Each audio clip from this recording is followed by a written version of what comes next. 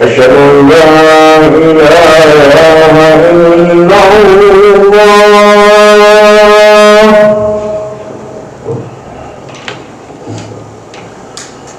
أشهد أن لا إله إلا الله أشهد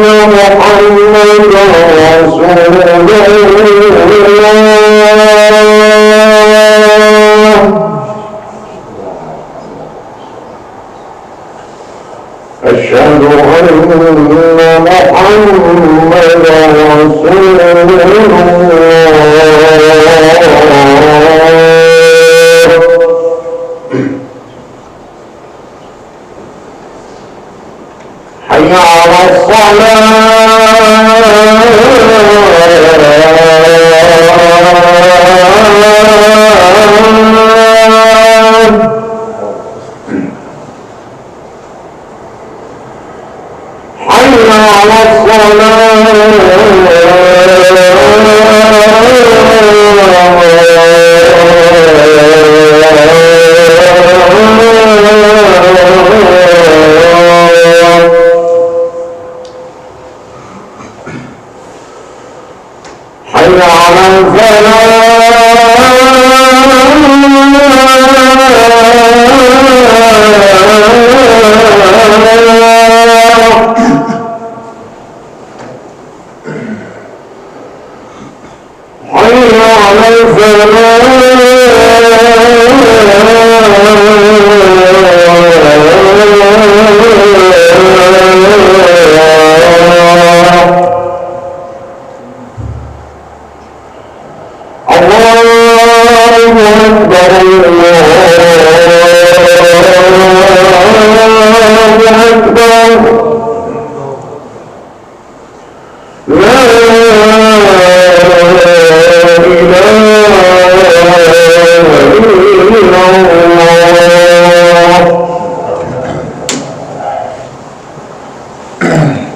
الحمد لله نحمده ونستعينه ونستغفره ونستهديه ونعوذ بالله من شرور أنفسنا ومن سيئات أعمالنا من يهدي الله فلا مضل له ومن يضلله فلا هادي له وأشهد أن لا إله إلا الله وحده لا شريك له وأشهد أن سيدنا محمدا عبده ورسوله اللهم صل وسلم وبارك على سيدنا محمد وعلى آله وأصحابه أجمعين ومن تبعهم بإحسان إلى يوم الدين أما بعد فقد قال الله تبارك وتعالى في القرآن المجيد والفرقان الحميد بعد أعوذ بالله من الشيطان الرجيم بسم الله الرحمن الرحيم أفمن يعلم أن ما أنزل إليك من ربك الحق كمن هو أعمى إنما يتذكر أولو الألباب الذين يوفون بعهد الله ولا ينقضون الميثاق والذين يصلون ما أمر الله به أن يوصل ويخشون ربهم ويخافون سوء الحساب والذين صبروا ابتغاء وجه ربهم وأقاموا الصلاة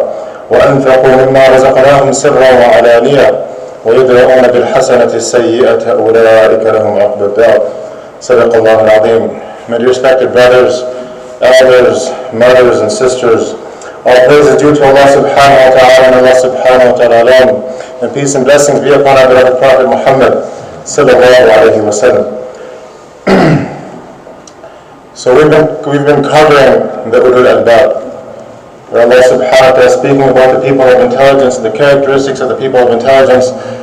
And so the last khutbah that we had together, we were speaking about Allah subhanahu wa ta'ala says, وَأَقَامُ الصَّلَاةِ They are those that establish salah. One of the characteristics of Ulul Albab, the people of intelligence, is that they establish salah. And so we were talking about establishing salah and the different aspects with regards to that. What we had covered so far was the fact that, number one is that we have to be consistent. Not 3 or 4 and sometimes 5, always 5 times salah. Consistency. And then for the men, number 2 that we covered was for the men to make it a point. Part of the Qamah to salah is that you try to make it to the masjid to the best of your ability. Right? And we said that if you can't make it for 5, make it for 1. 1 salah a day in the masjid. This is something that we as men should be trying to do. The hadith, we spoke about the hadith last week, and they are very strong. May Allah subhanahu wa ta'ala give us all tawfiq. And we did say that we were going to speak about the issue of, or the topic of women in the masjid and so on and so forth. So basically, Rasulullah sallallahu alayhi wa sallam, there's quite a few things that we want to cover, so I'm just going to touch on it inshallah. Rasulullah sallallahu alayhi wa sallam, basically the teaching of Rasulullah sallallahu alayhi wa sallam is that if a sister wants to come to the masjid in normal times, then you shouldn't stop. She shouldn't be stopped. This is the very simple principle that Rasulullah sallallahu alayhi wa sallam has taught us. That he says that do not stop your women folk from coming to the masjid, but but their homes are better for them. This is where the greatest reward for the sisters is. But there is a condition. Rasulullah sallallahu alayhi wa sallam, in one hadith, Rasulullah sallallahu alayhi wa sallam mentions the condition for sisters coming to the masjid. And this is that that if a sister is coming to the masjid, that she does not put on perfume. She does not wear flashy clothes. She does not wear any clothes that would attract the attention of men. Rasulullah sallallahu alayhi wa sallam said in the hadith, he says, إِذَا شَهِدَتْ إِحْدَاكُمَّ الْمَسْجِدِ فَلَا تَمَسَّ طِيبًا. Right?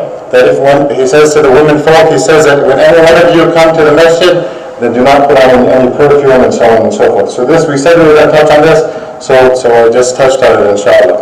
Now going ahead, a couple more aspects with regards to our salah. Very important is, one is iqamat as-salah, and that is what we have to try to achieve, right? But then there are things that we have to make sure. If we do not make sure of these things, then our salah will not be valid. It will not be valid. Number one is that we have to make sure that when we are making wudu, our wudu is complete. That we are not leaving even the amount of a hair dry within the portions of our body that have to be washed. The farad portions, the face, the arms, masa, the head and the feet. This is the farad. If a person is doing sunnah, then obviously this is going to be done. The person is washing each part 3 times. They're doing over and above the farad should be taken care of.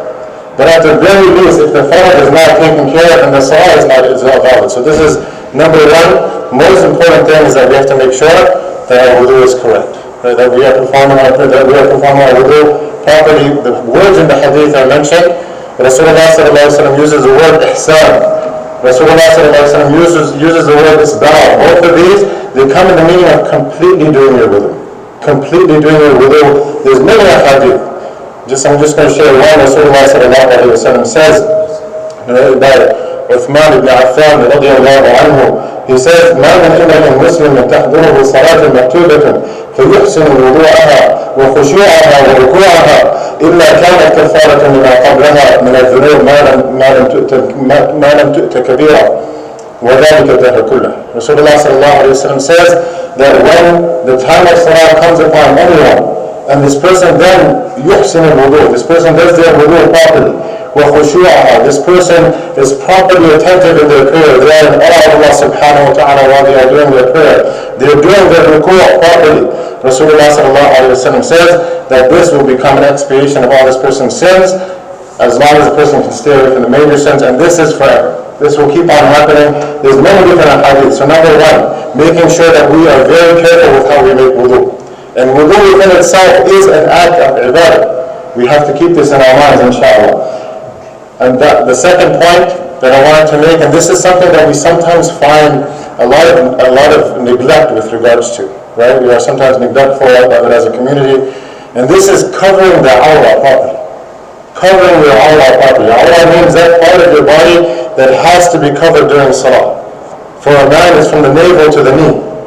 This is the farad. It doesn't mean that you go and perform your salah in long shorts and so on and so forth. This is, without this, a man has to cover from his navel to the knee.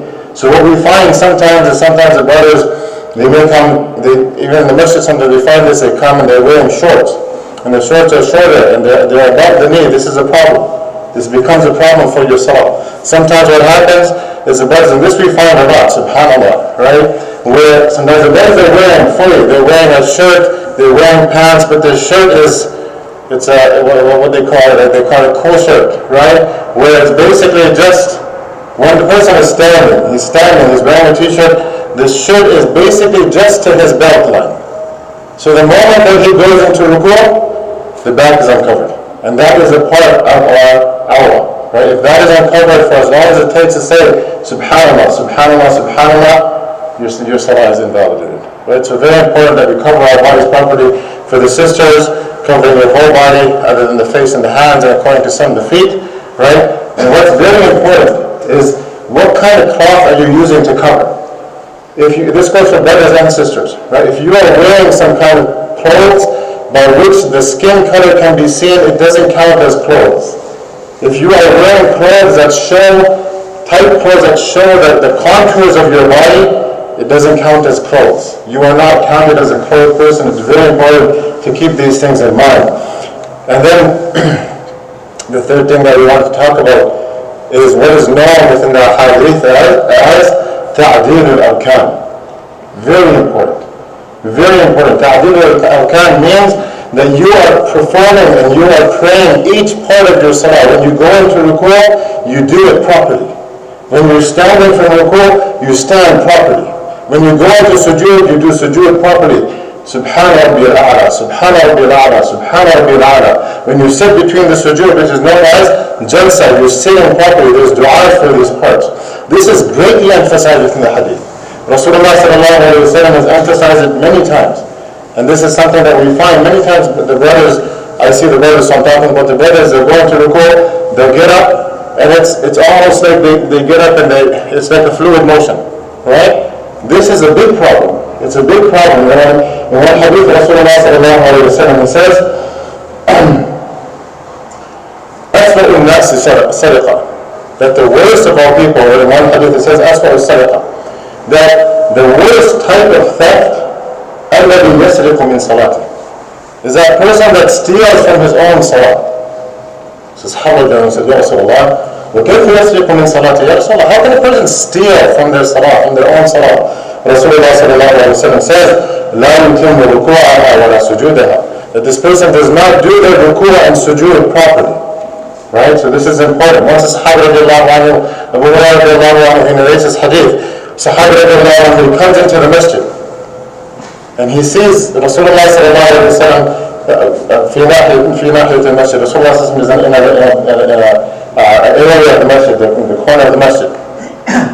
So the Sahaba radiallahu anhu, he goes, he prays his tahiyyat al-masjid, the sunnah two rakats that we should pray whenever we're coming into the masjid. And then he comes to Rasulullah sallallahu alayhi wa sallam and says, Assalamu alaikum ya Rasulullah. Rasulullah sallallahu alayhi wa sallam says, Wa alaikum salam, irji' fasalli fa innaka lam tusalli. Go back, pray your prayer, you didn't do a prayer. So he goes back, he prays again. He comes back, he says, Assalamu alaikum wa rahmatullah. Same thing, Rasulullah sallallahu alayhi wa sallam gives him jawab, he answers to him, and then he says, go back and pray, you didn't pray. So he goes in again, and this happens 3 times, and then he says to Rasulullah sallallahu alayhi wa sallam, he says, Ya Rasulullah, this is the best that I can do. فَعَلِّمْنِي. Ya Rasulullah, please teach me what I should do. And then Rasulullah sallallahu alayhi wa sallam, he says, إِذَا قُمْتَ إِلَى الصَّلَاةِ فَأَسْبِغِ الْوُضُوء, that when you are done ready for salah, make sure again, completion of your wudu. ثم استقبل القبلة فكبر, and then say takbir facing the qibla. And then Rasulullah sallallahu alayhi wa sallam says, وَقْرَأْ بِمَا تَيَسَّرَ مَعَكَ مِنَ الْقُرْآنِ, and then recite whatever you can from the Quran. Recite Surah Al-Fatiha, recite whatever is easy for you from the Quran. And then Rasulullah sallallahu alayhi wa sallam says, ثم اركع حتى تطمئن راكعا, ثم ارفع رأسك حتى تعتدل قائما, ثم اسجد حتى تطمئن ساجدا, ثم ارفع حتى تستوي وتطمئن جالسا, ثم اسجد حتى تطمئن ساجدا. Rasulullah sallallahu alayhi wa sallam basically tells him that when you go into ruku', make sure that you are at ease. You are at ease in your ruku'. And then when you stand, make sure that you are standing straight. And then when you go into sujood, make sure that you are at ease. Your body is at ease in the position. And then when you sit, make sure that your body is straight and you are at ease.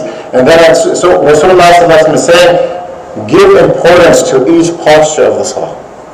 Right? And then Rasulullah sallallahu alayhi wa sallam says, and do this throughout your salah, and your salah will be fine. Right?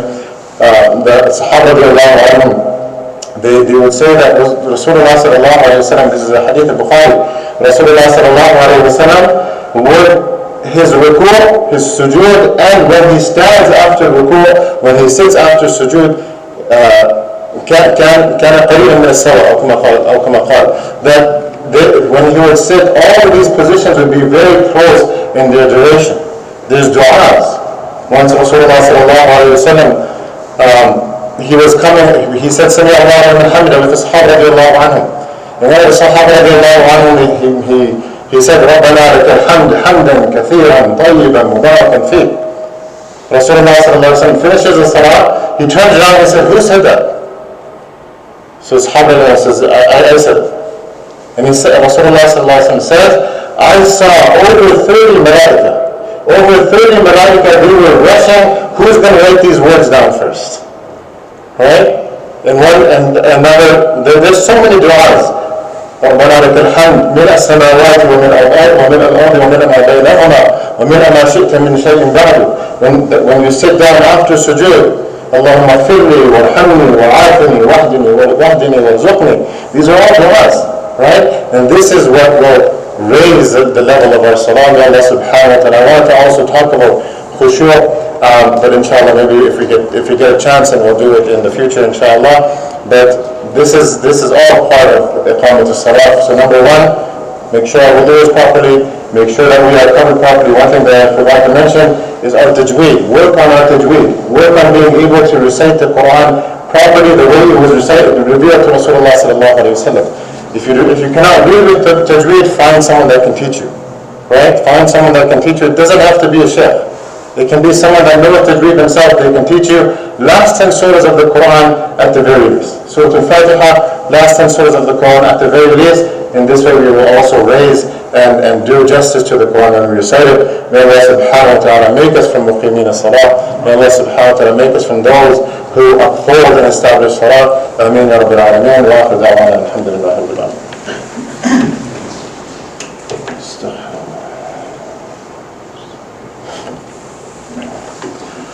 الحمد لله نحمده ونستعينه ونستغفره ونستهديه ونعوذ بالله من شرور انفسنا ومن سيئات اعمالنا من يهده الله فلا مضل له ومن يضلله فلا هادي له واشهد ان لا اله الا الله وحده لا شريك له واشهد ان سيدنا محمدا عبده ورسوله ارسله بالحق بشيرا ونذيرا بين يدي الساعه من يطع الله ورسوله فقد رشد ومن يعص الله ورسوله فانه لا يضر الا نفسه ولا يضر الله شيئا.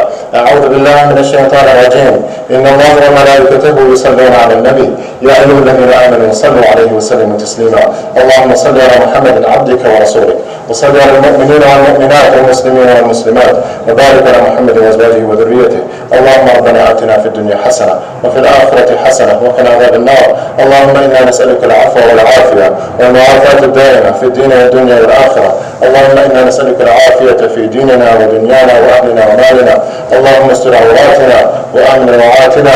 اللهم احفظنا من بين ايدينا ومن خلفنا ونعوذ بعظمتك ان نغتال من تحتنا. اللهم اغفر للمؤمنين والمؤمنات والمسلمين والمسلمات. اللهم الف بين قلوبهم واصلح ذات بينهم وانصرهم على عدوك وعدوهم. اللهم من احييته منا فاحيه على الاسلام ومن توفيته منا فتوفه على الايمان برحمتك يا ارحم الراحمين. قال النبي صلى الله عليه وسلم خير امتي قرني ثم الذين يلونهم ثم الذين يلونهم. ان الله يامر بالعدل والاحسان وايتاء ذي القربى وينهى عن الفحشاء والمنكر والبغي يعظكم لعلكم تذكرون. وقال فاذكروني اذكركم واشكروا لي ولا تكفرون. اقيموا الصلاه.